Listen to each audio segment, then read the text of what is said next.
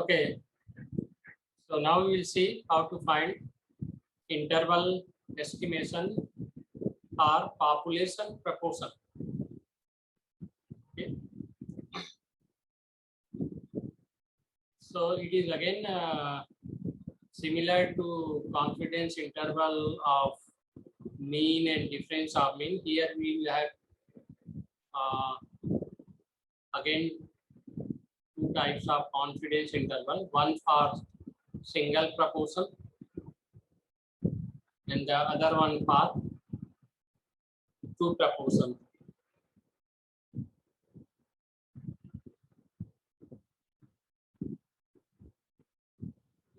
Single proportion and two proportion. So again, in two proportion case, we will see, rather we will find the confidence interval or difference of the two proportion, that is P1 minus P2. Here we have only P, proportion P, and here we have two samples and their corresponding proportions are two populations, rather corresponding proportions are P1 and P2, like this. So theory is idea is very similar for all the interval estimation. Okay.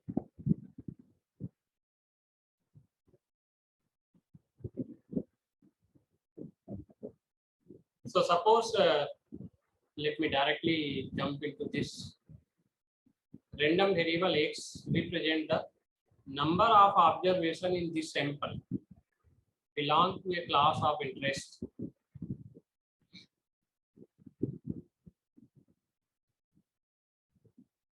Okay. And therefore proportion will be given by x by n. So point estimator for the proportion of the population P that belongs to this class. Okay. So this P cap is a point estimator of P. P is in fact probability. Proportion is nothing but probability. Okay. So P cap is x by n.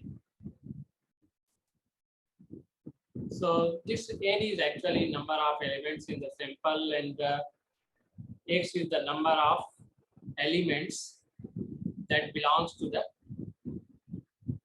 class of interest, whatever the class or interest we have. Okay. So, and therefore, what we have x out of n. Okay. X out of n satisfy the desired property or class of interest, we can say. So therefore, this is nothing but probability of choosing x out of n type problem. Okay, and therefore it is binomial population. So this will be binomial. So n and then np, rather p. Okay, this is not np, np.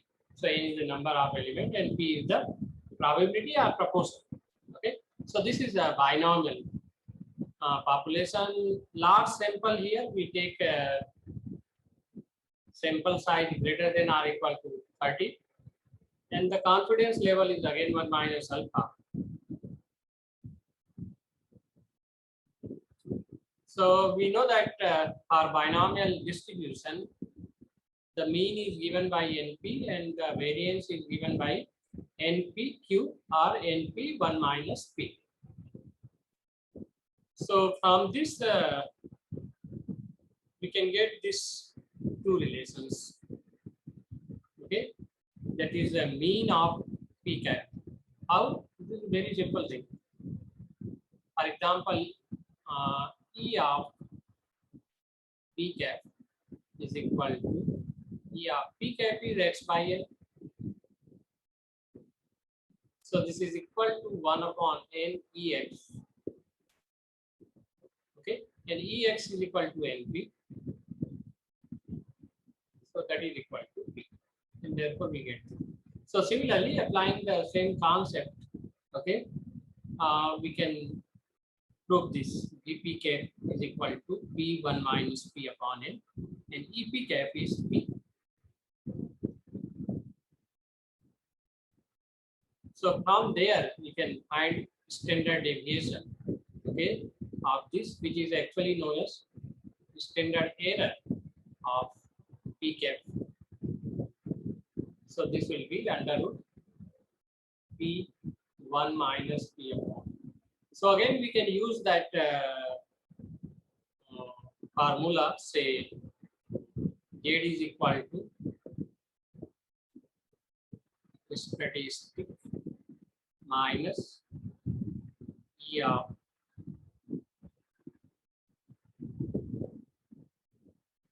upon standard error of statistic. So this Z follows standard normal distribution. So this is equal to N01. Okay. So what is the statistic here? It is actually this P cap. Okay.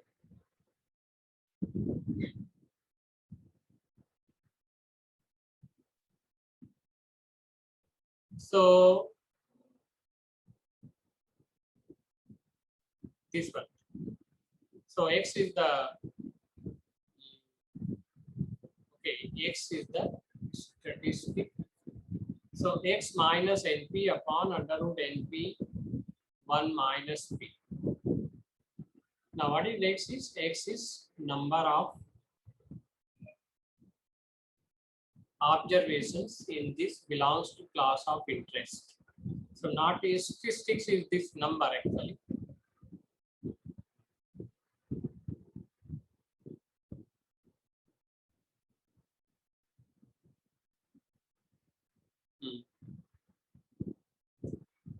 So X is binomial random variable, and whose mean is NP, and standard deviation is NPQ. Okay, and therefore if you take Z is equal to X minus NP upon standard deviation, then this Z is nothing but standard normal distribution. So it is approximately with normal distribution. In fact, it is standard. Okay. Now we can do some manipulation here. So what we do, we multiply, or we can take N outside. Okay. So this become X by N minus Pn like this. Then this X by N become P cap. This is minus P, and this N you can take out here. So we get this. Okay. So Z is equal to, which is a standard normal variate, equal to P cap minus P upon the square root of P1 minus P upon it. Okay.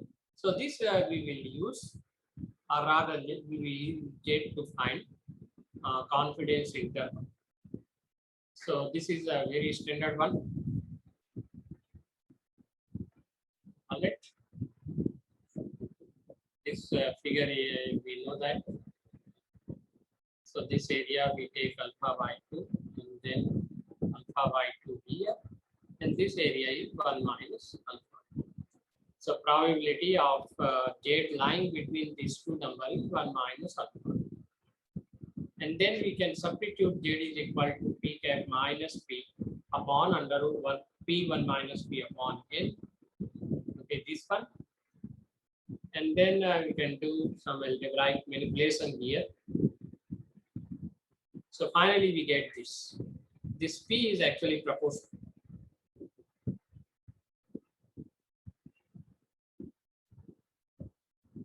Okay. So for this proportion, we have obtained lower limit and upper limit. But then you can see that in this the lower and upper limit, again this unknown quantity is there. This P we want to approximate is also appearing in lower and upper limits. Okay, so that has to be approximated by suitable number in the left and right limits. Okay, So this is written here actually. Unfortunately, the upper and lower limits of the confidence interval obtained above contain the unknown parameter p. And therefore, to obtain a satisfactory result, we replace this p1 minus p by n by p cap 1 minus p cap by n. So what we do actually, we replace p by p cap, and this p cap is equal to x by n.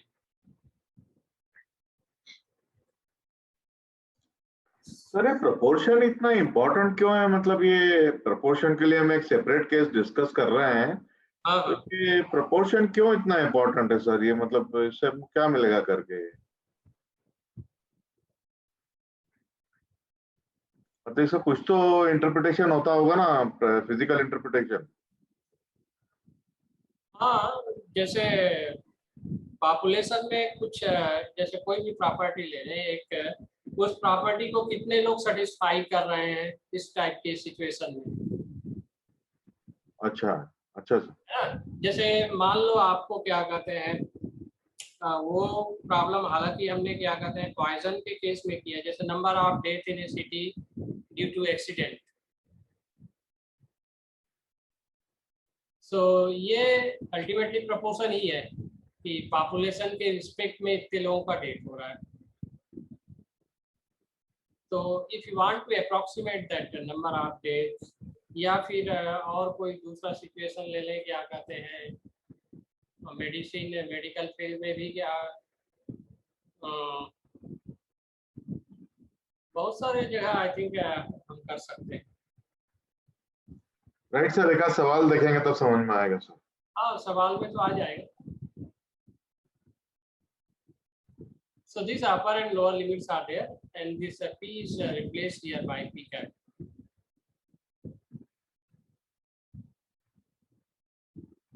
So this procedure depends on the adequacy of the normal approximation to the binomial. Okay. So what we have done actually, we started with binomial distribution, and then it is approximated by normal distribution. Okay. So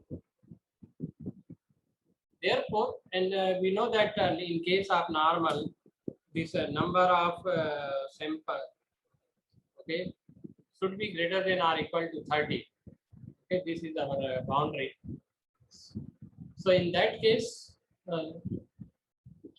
we large is there, but in some cases, even if the sample is large, okay, it doesn't give a satisfactory result. Okay, so what some people have given conditions. Okay, so you should also check whether NP and N1 minus P are greater than or equal to 5 or not. Okay, so one condition is started with sample must be large. Another condition we have NP and N1 minus P be greater than or equal to 5. Okay, in some books I have seen that instead of 5 they have taken 10. Okay, so this type of conditions are there. Even then, you'll see at the end of this PPT that still we don't get satisfactory result, and therefore some modification of the methods is required, and then people started thinking in that way, and they have developed some modification of these things. Okay, so there are a lot of if and buts. Okay, but the basic idea is same. Maybe some if and some conditions we can improve. So this is two numbers that we want to find here. These are just a repetition.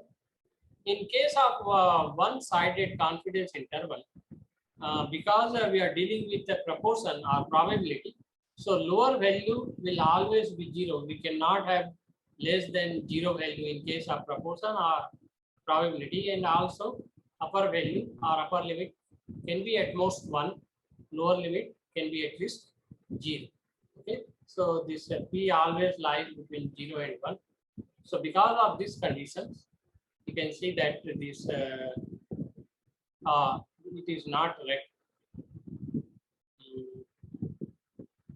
these two numbers are incorrect. They must be replaced by 1 and 0. Okay, so upper limit must be 1 and lower will be 0.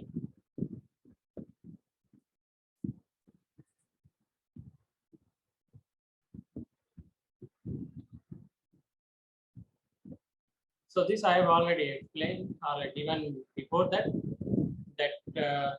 x and the n minus x are both 5 or greater. In some cases 10 or greater, and therefore np cap and n1 minus p cap are both 5 or greater. So these conditions we can check.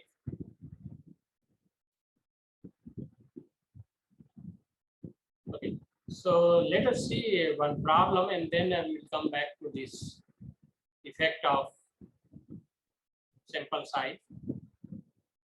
So in a random sample, 136 out of 400 persons given a few vaccine experience some discomfort.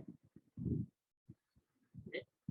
So construct a 95% confidence interval for the true proportion of persons who will experience some discomfort from the vaccine. So in this case, you can see that a random sample 136 out of 400, okay, and therefore n is 400, and x small x is 136, and therefore p cap is x by n. So that is 136 by 400, and because we want to find 95% confidence interval, we know that z alpha by 2 or alpha by 2 will be 0.025. So z alpha by 2 is equal to z 0.25, and this value we know that it is equal to 1.96. So all these things we can put here because it is. So this is p cap. Formula is p cap minus z alpha by 2 root p cap 1 minus p cap by n. Okay, so this is p cap 1 minus p cap by n the square root, and similarly this minus is plus here. That's all. Okay. Sir ये तो direct application है, मतलब vaccine कंपनियों के लिए, हाँ, कोई भी दवाई वाली कंपनियों के लिए, या फिर कोई मैन्युफैक्चरिंग कंपनी में ऐसी कोई लिमिट निकालनी है तो हाँ, फॉल्टी को कितने फॉल्टी आएंगे उसका लिमिट बताओ. हाँ, डिफेक्टिव के लिए जैसे अपन हाँ, डिफेक्टिव का प्रोडक्ट मैन्युफैक्चर कर रही है और हाँ डायरेक्ट एप्लीकेशन है सर, तो बहुत बढ़िया है. So this interval we have got here. So we can say that 29% to 39% may experience some discomfort from the vaccine. और ये रिजल्ट जो है पेपर में पब्लिश होता है ना. हाँ, तो लोअर लिमिट या अपर लिमिट छाप देगा जैसा उसको खबर बनानी है. अगर उसको ज्यादा सनसनी बनानी है तो 40% छाप देगा.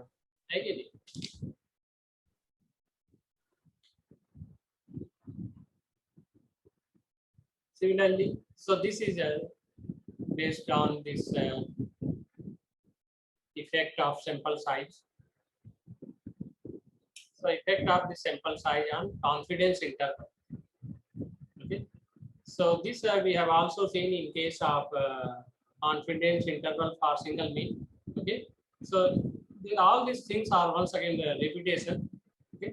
So you can see that this length is actually, this is the length of interval we have just obtained here. This one. Now this is one-sided. This one. So if you subtract this number from the right one, okay, you'll get 2 times z alpha by 2 under root this. Okay, so that is the length of the interval. And again, you can see that all the elements are constant except n here. Z alpha by 2 If alpha is given, Z alpha by 2 is constant, Pk is constant, and therefore 1 minus Pk. So Z is nothing but, our actually length is inversely proportional to root n. Okay. And therefore, if you increase the sample size, this value is going to decrease. That is, L is going to decrease. Okay. So this we have already seen. So if you want some particular size confidence interval, then we can accordingly we can choose the sample size. So that can be given by this formula. Okay. So if you want a length L0 confidence interval, then our sample size n should be greater than or equal to this number. All right.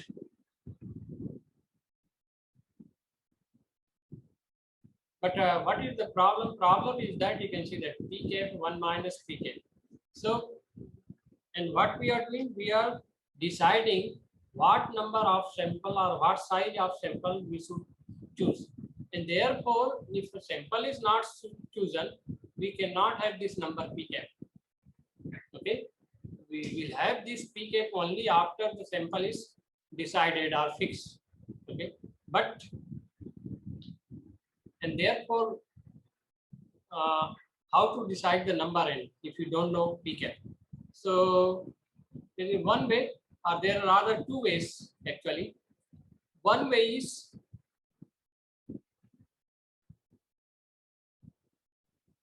just take this function. Okay. So this is actually say f Pk is equal to Pk 1 minus Pk and Pk. So this is nothing but x and fx. Okay, x and y. So we draw a graph between x and y. Okay, x here and say y here. Okay, and you'll see that this graph looks like. So let me show this graph. This one. So this is in y-axis we have Pk 1 minus Pk, and x-axis we have Pk. So you can see that in any case, the value of the function is not going to be more than 0.25. It is either 0.25 at the most or less. Okay. So we can use this number 0.25 to find the number of elements in the sample, maximum number of elements in the sample. That will be. Okay. So these are explanation of this. So because the largest possible value of Pk 1 minus Pk is 0.25, the most conservative approach for determining sample size is to use that value in the equation 1. Okay. So if we use this number in the equation 1, that is, if we write 0.025 here, then if we choose n, that will be the most largest size or largest size sample size or length L0. Okay, but still it means that there are sample size for which are less than this size and still having confidence interval L0. So for example, let me explain you in this way, that if you put Pk 1 minus Pk is equal to 0.25, and by putting this, suppose we get n is equal to say 501. Okay, so this is the largest such number having confidence interval L0. Okay, largest such number, it means that there are numbers which are less than 501 and still having length L0. This is the meaning of this.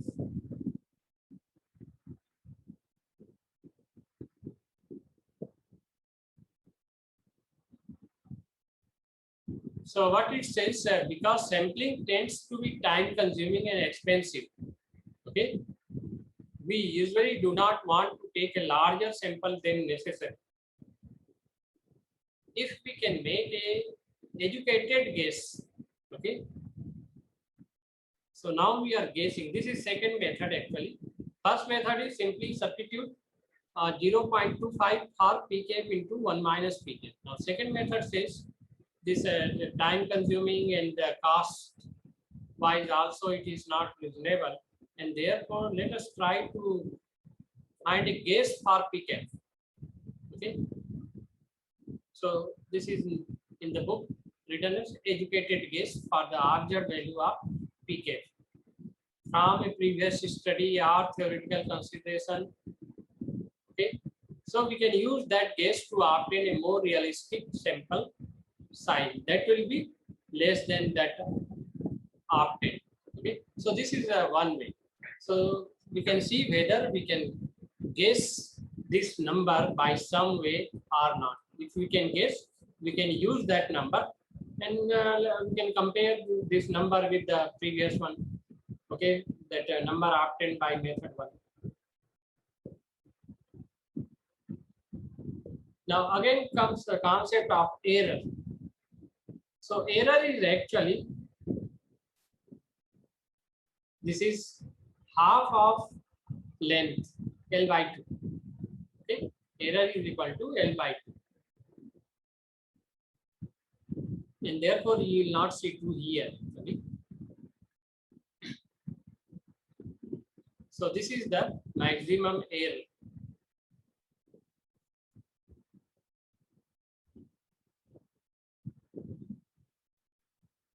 So let us see some problems here. Second one. So what it says, how large a sample is required if we want to be 95% confident that the error in using pkf to estimate p is less than 0.05. Using pkf is equal to 0.12 as an initial estimate of p. So what is E? We are seeing this.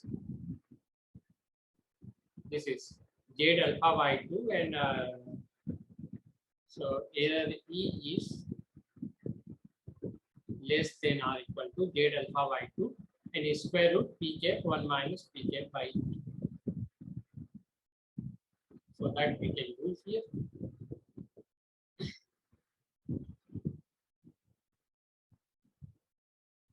So using pkf is equal to 0.12 as an initial guess.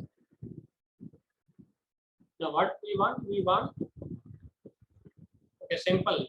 So we are not discussing error should be less than, okay, error in using pkf to estimate is less than 0.05, but we want sample size.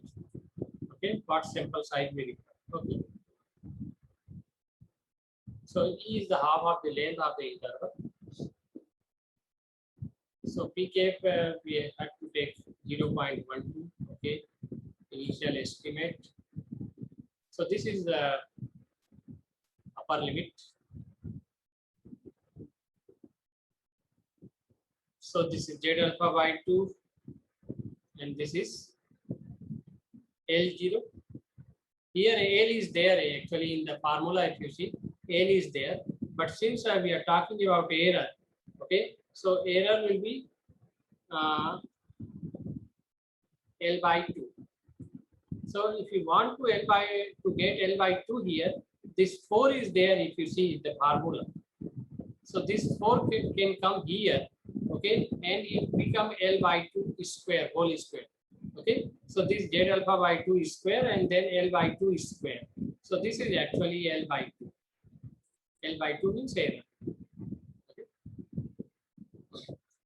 And then pkf is 0.12, so that we can substitute. So it is approximately 163. So any sample size of more than 163 will give the error less than 0.05. Okay. Now, if we wanted to be at least 95% confident that our estimate PK of the true proportion P was within 0.05 regardless of the value of P. Okay. So if this guess is not known to us, okay, here we have taken the P cap is equal to 0.12. Here you can see that. So if you take, we get 163. But in general value, okay, if you want for any value, now for any P cap, we know that the maximum value is 0.25. Maximum value of not P cap into 1 minus P cap. The maximum value of this function is 0.25. So if you use this number here, then you can see that the number is 385, which is much larger than 163. Level से भी ज्यादा है sir. हाँ, तो पहला वाला approach ठीक है, थोड़ा पी कैप का वैल्यू मान लो कुछ, हाँ अप्रोक्सीमेट मान लो, and then you calculate. Experience से निकाल सकते हैं ना उसका वैल्यू। हाँ, पी कैप का कितना आएगा error. So notice that if you have information concerning the value of P, either from a preliminary sample or from past experience, we could use a smaller sample while maintaining both the desired precision and estimation and the level of confidence. This is important actually. You can see the difference between the two in this example. So the third is, a study is made to determine the proportion of voters in a sizable community who favor the construction of a nuclear power plant. If 140 of 400 voters selected at random favor the project, and we use P cap is equal to 0.35, that is 140 by 400, as an estimate of the actual proportion of all voters in the community who favor the project, what can we say with 99% confidence about the maximum error? Okay. So maximum error is Z alpha by 2 under root P cap into 1 minus P cap upon N. Okay. So that we can use here, this one. So all the things are given here, I think. 400 P cap is given. Okay, did this 99%, so 0.005. This value is, we have already seen how to obtain it. So all the things we can substitute here, elements, and then we can find 0.061. So error will be less than 0.061. So in this way, we can apply this concept of confidence interval of proportion. Okay. Now this I was talking about. Still, we are not satisfied with the result. So then someone has suggested this method. So this is 1 proportion plus 4 Z interval procedure plus 4 Z interval. So plus 4, what we do? Plus 4 means, so this is 4 plus 2 plus 2.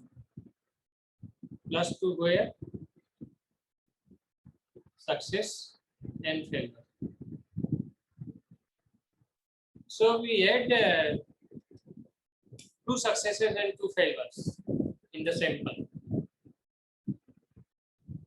Okay. So success, number of success will be whatever the number you have, it will be increased by 2. And the total will be increased by 4. Okay. So this is the 1 proportion plus 4 Z interval. Rest are same. The method is exactly the same. The only modification is this sample size and success or failure. So we add 2 success and 2 failure, and therefore we add 4 to the total. And this proportion is then denoted by P tilde, not P cap.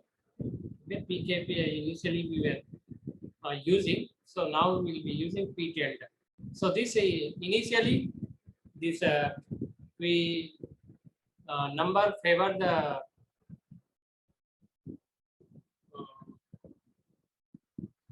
a number of successes with x and say total number is n. So this was our pk.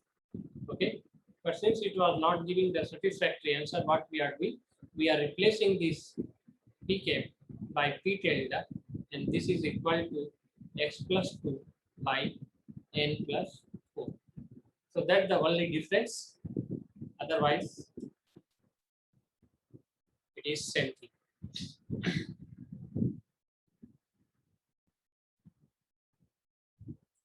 And another rule from the one proportion plus 4Z interval procedure should be used only with confidence levels of 90% or more and sample size of 10 or.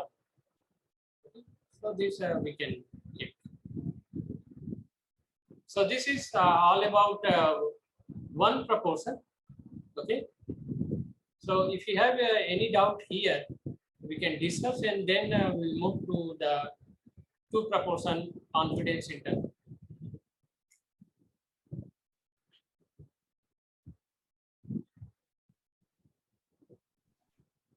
Sir आज यहीं stop करें, आज लड़के भी कम है तो थोड़ा ठीक है, कोई प्रॉब्लम नहीं, लेकिन आई थिंक ठीक है, वैसे कुछ नहीं है, सभी इंडिपेंडेंट है और एक जैसे हैं एक्चुअली।